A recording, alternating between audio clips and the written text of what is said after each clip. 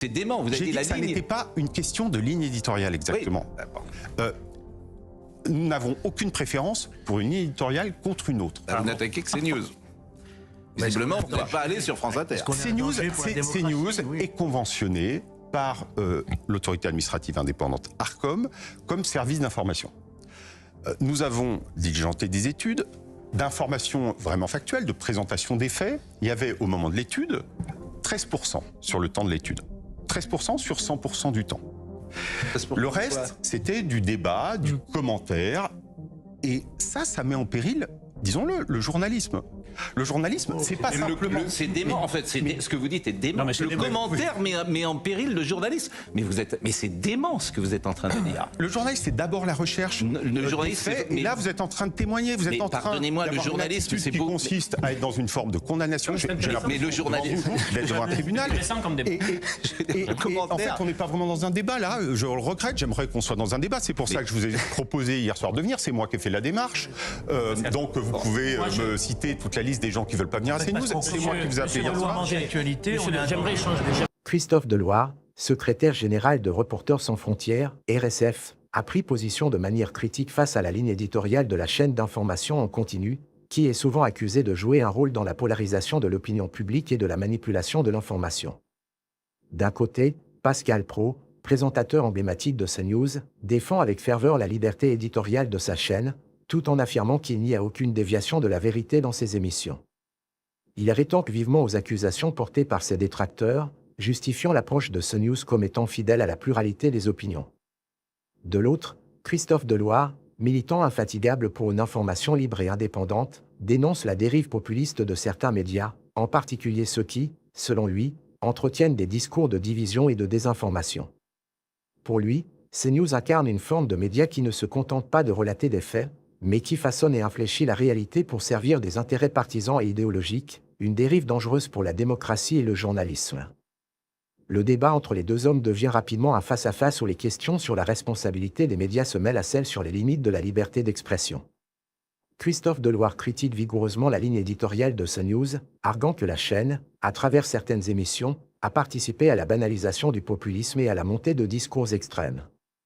Pour lui, un média responsable doit avant tout être garant de la vérité, plutôt que de flatter les bas instincts ou de nourrir des narratifs divisifs.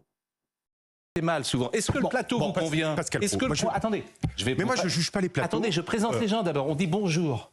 C'est juste de la politesse.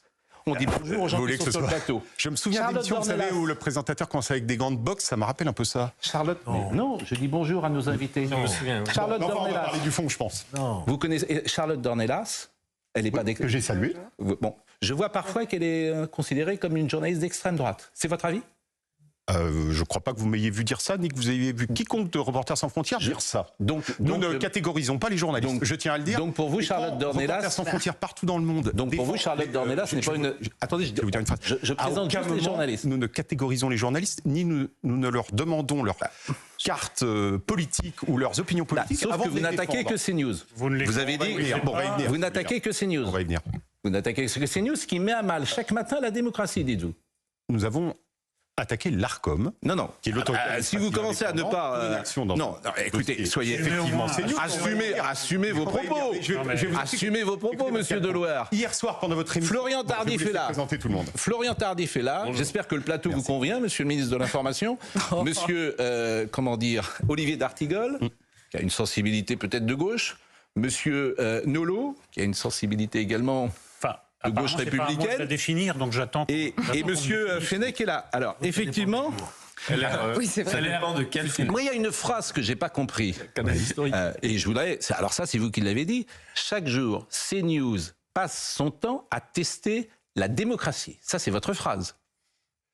J'ai dit que CNews, que le type de télévision, de chaîne de télévision qu'est CNews, teste en effet les protections démocratiques en matière de droit à l'information, et notamment en matière d'indépendance éditoriale et de pluralisme de l'information, qui sont deux notions importantes du droit français, qui sont importantes pour tout le monde, qui ne sont pas importantes juste pour CNews. Comment et dites-moi quand est-ce que j'ai testé la démocratie dans ce pays? Est-ce que Pascal Praud, je peux commencer quand même par dire pourquoi je vous ai proposé hier pendant l'émission de venir ce matin? Moi, je vous pose une question. Je vous pose une question. Je vous pose une question. Depuis hier soir, je vous pose une question à laquelle, manifestement, contre la liberté d'expression. Vous ne pouvez pas répondre à ma question. Vous me dites que je teste la démocratie et vous ne voulez pas répondre à ma question. Moi, je serais vous, si vraiment je testais, comme vous dites, la démocratie, j'aurais tout de suite une réponse. Donc je vous demande de répondre à ma question. Là, vous êtes en train de mettre un bandeau RSF contre la liberté d'expression, alors que c'est pas de ce dont il s'agit. Et que moi, je vous ai contacté hier soir, et on s'est parlé après votre émission, en vous disant que, en regardant votre émission, et je l'ai fait hier soir, j'étais vraiment très, très surpris d'y entendre des choses qui n'ont rien à voir avec la démarche de Reporters sans frontières et la décision du Conseil d'État. Et que, moi, je vous propose qu'on reparte un peu d'une base factuelle sur ces questions-là. J'entendais ce matin sur votre antenne quand vous attaquez CNews à ficher politiquement les journalistes. Les bras m'en tombent, mais de quoi parle-t-on? En tout cas, quand en fait, la citation de Pascal Praud. En fait, vous allez nous expliquer que vous nous aimez bien, que vous nous écoutez bien, et puis finalement, comme toujours, d'un côté, vous allez écrire des choses horribles, et puis une fois que vous êtes en face de moi, vous me dites rien parce qu'il n'y a pas le début d'un argument. Ça va être ça, finalement, notre conversation. Je vous demande en quoi je teste la démocratie. La question est simple. Elle est quand même. C'est fort de dire ça. Moi, je ne veux rien contre mes. Je vous réponds. Je ne veux rien contre mes confrères. J'ai cité Jean-Michel Apadi, mais au fond, je les aime bien. C'est ça la vérité. Moi, j'aime bien Yann Barthès, j'aime bien tous ces gens qui ne pensent pas comme moi. Mediapart, je suis abonné à Mediapart. Mais moi, je suis abonné. Je paye à Mediapart. Et j'ai pas envie de faire fermer Mediapart, monsieur Deloire. Surtout pas. Voyez-vous, surtout pas. Donc je vous pose une question, vous n'y répondez pas. Laissez-moi parler. Vous êtes pas, franchement, vous n'êtes pas terrible jusqu'à présent. Il y a deux enjeux en démocratie. Enfin, il y en a beaucoup. Mais s'agissant de la liberté d'expression, il y a évidemment le périmètre de la liberté d'expression, et qui doit être extrêmement large. Il y a des exceptions prévues par le droit, mais pour le reste, tout ce qui n'appartient pas au champ des exceptions à la liberté d'expression est autorisé. Et il est important que le pluralisme dans les médias soit le plus large possible. Il y a un second principe, s'agissant du pluralisme, et où on doit distinguer la presse écrite et la télévision, qui est une distinction que sans doute les Français connaissent assez peu, mais qui est une notion juridique importante. C'est qu'en matière de presse écrite, il y a une logique dite de pluralisme externe, une diversité de lignes éditoriales, et les lignes éditoriales peuvent être très orientées à gauche, à droite, ailleurs, peu importe. S'agissant de la télévision, il y a un principe qui a été posé et qui est prévu par la loi, par une loi datant de 1986, qui est une loi reconnue comme une loi de liberté. Je ne suis pas au CFJ, tout ça. Mais il n'y a pas de souci. L'ARCOM vous a répondu là-dessus. L'ARCOM vous a répondu. Donc vous êtes allé voir le Conseil d'État. L'ARCOM vous a dit CNews respecte la loi de 86. Vous êtes venu sur un autre terrain en expliquant que Charlotte Dornelas maintenant doit être comptabilisée, peut-être parce que ça n'est pas dans la décision, ça n'est pas dans la démarche. Alors il n'y a pas de problème. Ça n'en fera pas une vérité. Alors il n'y a pas de problème. Quel est le problème de CNews selon vous?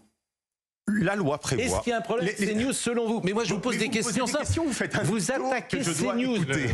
Quel est pour vous le problème de CNews? Répondez à cette question. Quel est pour vous le problème de CNews? Est-ce qu'il y a un problème avec CNews, oui ou non? Oui. Selon vous. Oui, alors quel est le problème? Je vais dire oui. Quel est le problème? Et qui n'est pas, ça n'est pas une question de ligne éditoriale. C'est une question qu'effectivement, dans l'audiovisuel, est prévu un pluralisme interne. C'est-à-dire que sur chaque antenne, en audiovisuel, et particulièrement en télévision, on doit entendre des opinions différentes et une grande diversité. Et vous trouvez qu'il n'y a pas des opinions différentes? C'est ce que prévoit la loi, et jusqu'à présent, c'est ce que l'ARCOM et vous trouvez, par exemple, que sur CNews, ça, c'est pas le cas? De fait, le spectre politique est relativement restreint. Alors, qu'est-ce que restreint? Honnêtement, vous en conviendrez. Il suffit de regarder Monsieur Dart, alors, j'imagine que le débat ici va être extrêmement contradictoire, mais pour l'instant... Mais moi, je vais vous poser une question. Quand Madame Binet, Sophie Binet, voit un micro de CNews et qu'elle refuse de parler, je fais comment? Quand j'invite Sandrine Rousseau tous les jours et qu'elle ne vient pas, je fais comment? Et quand j'invite Jean-Luc Mélenchon tous les jours et qu'il ne vient pas, je fais comment? Ces gens-là ne veulent pas venir. Et vous savez pourquoi ils ne veulent pas venir? Parce qu'ils ne veulent pas parler à Éric Nolot. Ils ne veulent pas parler à Madame Dornelas. Ils refusent la conversation. Et vous m'accusez, moi, de pluralisme? C'est eux qui ne veulent pas venir. C'est eux qui ne veulent pas venir. Alors quand monsieur Mélenchon, sur tous les plateaux, il ne veut pas parler avec Nolot. Pourquoi? Parce que Nolot est très intelligent et il va le mettre en difficulté. Peut-être. Peut-être. Donc ne parlez pas de pluralisme, s'il vous plaît. Et ne parlez pas de démocratie. Non, mais monsieur Deloire. Et ne donnez pas de leçons, s'il vous plaît. Surtout pas à moi. Surtout pas à moi. Je vous pose des questions depuis un quart d'heure. Il n'y a pas l'ombre d'une réponse dans vos questions. Monsieur Deloire, écoutez, attendez, je me demande... Attendez une seconde. Vous n'aurez pas mes réponses. Je ne vous ai pas parlé encore. Admettez que vous avez dit une connerie, on passe à autre chose. Parce que là, je vais vous dire comment c'est perçu. Vous êtes incapable de répondre à la question très simple. Vous avez dit, CNews teste la démocratie, vous êtes infoutu de donner le moindre fait. Alors moi, je vais vous expliquer ce qui se passe. Il y a une mise au pas de tout ce qui ressemble à une dissidence sur la base d'un syllogisme. Tous les gens qui s'éloignent d'un iota de la doxa sont classés à l'extrême droite. Une fois que tout le monde est classé à l'extrême droite, vous arrivez en disant « Regardez à CNews, ils sont tous d'extrême droite ». C'est anormal, il faut faire quelque chose. Donc c'est basé sur un syllogisme complètement absurde. Vous n'arrivez pas à assumer parce que vous vous appelez Reporters sans frontières et maintenant vous êtes Reporters avec frontières. C'est-à-dire que vous voulez que tous les journalistes soient à l'intérieur de frontières idéologiques bien précises. Ce que vous faites, c'est absolument honteux et inadmissible. Je n'aurais jamais cru qu'une association comme la vôtre, qui s'est battue pendant des années et des années pour la liberté d'expression dans des pays où elle n'avait pas droit de citer, maintenant se batte pour que des gens soient fichés politiquement, parce que c'est ça qui se passe. Vous pouvez Alors, répéter, on vous donne une dernière chance, je vous répète la question de Pascal Praud. En quoi CNews teste la démocratie? En quoi, sur ce plateau ou sur d'autres de CNews, il se passe des choses antidémocratiques, il se tient des propos antidémocratiques? C'est votre dernière chance, parce que j'ai bien fait de prendre du café, je suis en train de m'endormir. Vous n'assumez pas ce que vous avez dit, vous n'assumez pas ce que vous avez écrit. Je vous pose une dernière fois la question de Pascal Praud. Dites-nous quel est le problème que nous posons à la démocratie. Mais dites-moi quelle sera la sanction quand vous exécuterez votre menace. Quelle menace? Vous m'avez dit que c'était la dernière fois. Non, mais monsieur Deloire, je vais pas. Bon, non, mais laissez-moi vous répondre. En fait, vous dites n'importe quoi. Quelle menace a été dite? Vous voyez ce qui est en train de se passer. Mais vous dites n'importe quoi. Mais vous me traitez de menace. Mais quelle menace? On vous pose une question dans ce débat. Mais on vous le journalisme, c'est quand même d'abord aller rechercher des faits. Est-ce qu'on peut pas? On vous pose une question, vous êtes incapable d'y répondre. Vous êtes incapable de répondre à une question et de parler de menace. Je n'ai pas encore réussi à expliquer le sens de la décision, la nature de la décision. Vous m'en laissez pas le temps. On est là dans une inflation du commentaire parce que vous avez un bandeau qui est RSF contre la liberté d'expression. Je retiens que la ligne éditoriale dont mes collègues prennent des risques, certains finissent en prison et aller dire que nous sommes contre la liberté d'expression. Je pense que vous avez dit que la ligne éditoriale de CNews ne posait pas de problème. Je retiens cette phrase d'ailleurs qui est formidable. Non, c'est dément. Vous avez dit que ça n'était pas une question de ligne éditoriale exactement. Nous n'avons aucune préférence pour une ligne éditoriale contre une autre. Vous n'attaquez que CNews. Visiblement, vous n'êtes pas allé sur France Inter. CNews est conventionné par l'autorité administrative indépendante ARCOM comme service d'information. Nous avons diligenté des études d'information vraiment factuelle, de présentation des faits. Il y avait au moment de l'étude 13% sur le temps de l'étude. 13% sur 100% du temps. Le reste, c'était du débat, du commentaire. Et ça met en péril, disons-le, le journalisme. Le journalisme, c'est pas simplement... C'est dément, en fait. Ce que vous dites est dément. Non, le commentaire met en péril le journalisme. Mais c'est dément, ce que vous êtes en train de dire. Le journaliste, c'est d'abord la recherche des faits. Et là, vous êtes en train de témoigner. Vous êtes en train pardonnez-moi, le journalisme, c'est qui consiste à être dans une forme de condamnation. Mais le journalisme... D'être devant un tribunal. Et en fait, on n'est pas vraiment dans un débat, là. Je le regrette. J'aimerais qu'on soit dans un débat. C'est pour ça que je vous ai proposé hier soir de venir. C'est moi qui ai fait la démarche. Donc, vous pouvez me citer toute la liste des gens qui ne veulent pas venir à CNews. C'est moi qui vous ai appelé hier soir. J'aimerais échanger avec vous et je pense qu'il faut qu'on puisse débattre de tout ça. D'abord, vous dites, au final, la ligne éditoriale n'est pas le sujet pour moi. D'ailleurs, je ne pense pas qu'il y ait de neutralité, nulle part. Ce que vous dites, ce qui est important, c'est la capacité des citoyens à accéder à une diversité de faits et d'opinions. C'est ça, en fait, sur lequel vous pointez. Absolument. Moi, je peux témoigner... C'est mon expérience, je ne sais pas si vous regardez CNews régulièrement, que j'ai à réagir à une diversité de faits. Je peux témoigner que les débats, en effet, ils existent, peuvent être rugueux, en tout cas, ils existent. Est-ce que, au regard du constat qui est le vôtre, vous encouragez des personnes qui ne souhaitent pas participer à ces débats à venir se frotter au réel et à débattre ? Première chose.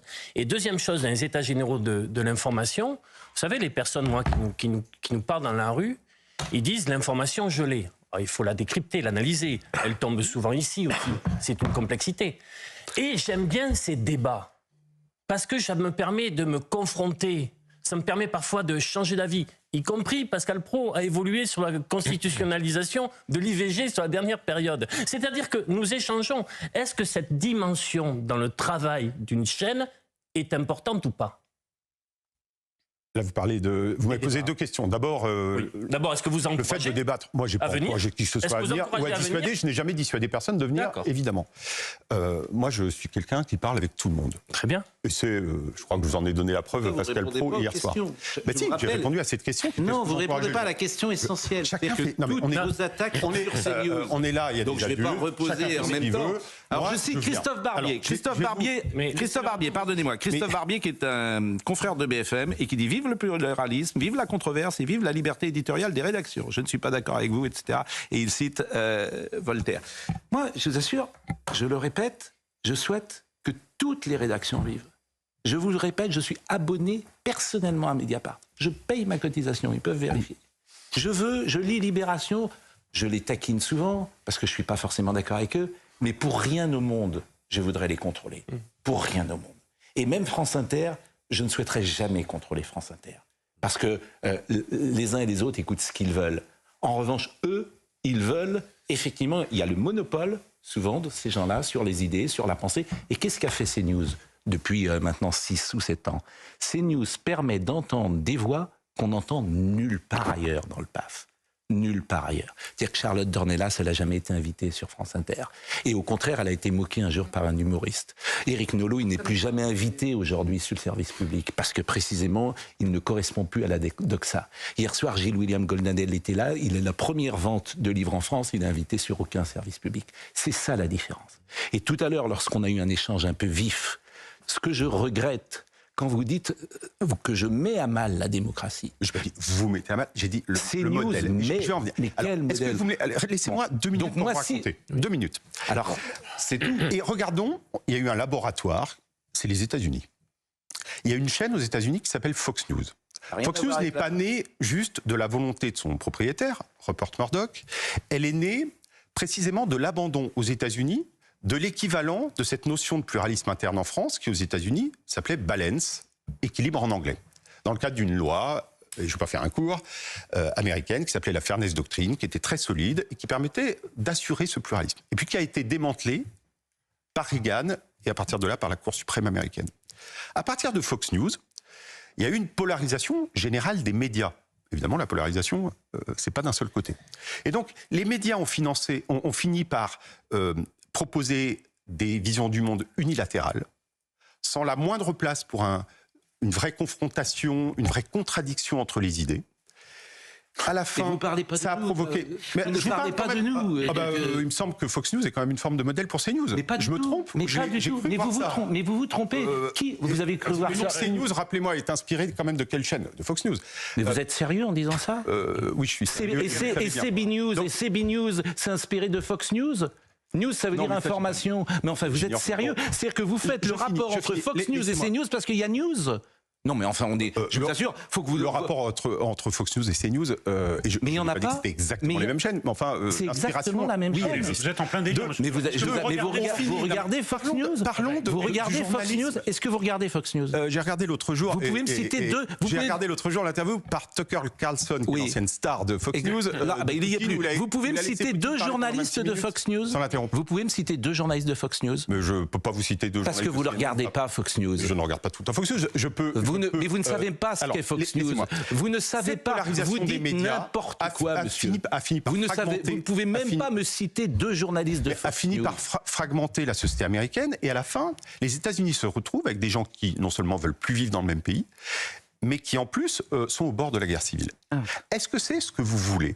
Ou est-ce qu'au contraire, et Pascal Praud, c'est n'importe quoi. Excusez-moi, Fox News, ça n'a rien à voir avec CNews. Vous citez un ancien journaliste de CNews, de Fox News, en disant, vous voyez bien. Écoutez, vous êtes complètement à côté de la plaque. Je ne sais pas ce qui vous a pris. J'ai l'impression que vous avez dit une connerie, vous ne voulez pas revenir dessus et vous vous enfoncez parce que c'est Reporters sans frontières et pour la censure. C'est emmerdant. Je vous assure, moi je m'inquiète. Moi, c'est un naufrage que vous faites depuis une demi-heure. C'est un naufrage total. Je m'inquiète. Vous avez justifié. Vous avez été nommé par le président de la République pour diriger les États généraux de la presse. Je vous assure, je m'inquiète. Je m'inquiète de votre nomination, de l'information. Je m'inquiète de votre nomination. Je ne comprends rien de ce que vous dites. Je ne sais pas dans quels médias vous avez travaillé. On nous apprend la clarté et la concision.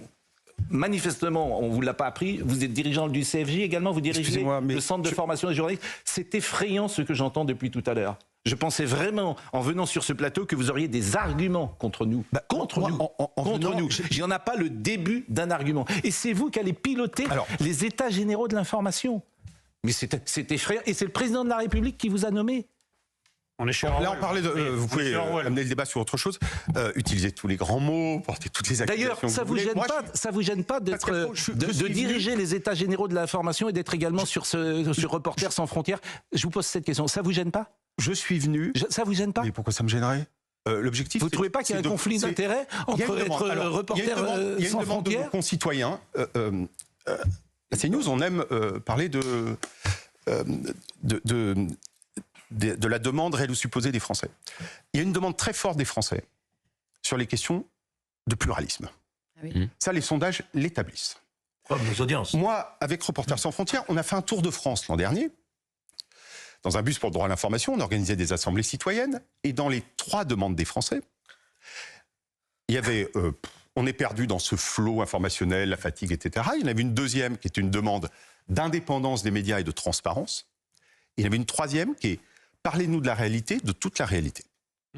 Il y a une demande très forte en matière d'indépendance éditoriale. Il y a une demande très forte, monsieur Deloire. Chacun regarde ce qu'il veut. S'il n'y avait qu'une chaîne, les gens font ce qu'ils veulent. Moi, je vais pas gouverner l'âme des gens. S'ils veulent regarder France Inter, ils regardent France Inter. Charlotte qui n'a pas parlé. Moi, j'ai 2 questions, justement par rapport à ce que vous venez de dire. Vous expliquez, en prenant l'exemple de Fox News, que la ligne éditoriale d'un média a pour conséquence de fracturer la société. Je m'étonne toujours que vous posiez pas la question dans l'autre sens, c'est-à-dire la question du pluralisme. Si on la prend sur l'ensemble des médias, CNews, en abordant certains sujets qui ne sont pas traités ailleurs, en faisant parler des personnes qui ne sont pas invitées ailleurs, a répondu à l'échelle globale à un manque de pluralisme. Et c'est ce que les gens vous disent, en effet, parlez-nous de toute la réalité. Certaines n'existaient pas. La deuxième chose, c'est que avant que CNews existe, par exemple, sur la question de la fracture de la société, il y a 2 événements qui ont montré que les Français sont quand même assez grands pour prendre de la distance aussi par rapport à ce qu'ils entendent. La première chose, c'est Jean-Marie Le Pen au second tour en 2002. Pas un média en France, à l'époque, ne plébiscite le vote pour Jean-Marie Le Pen. Vous serez d'accord avec moi?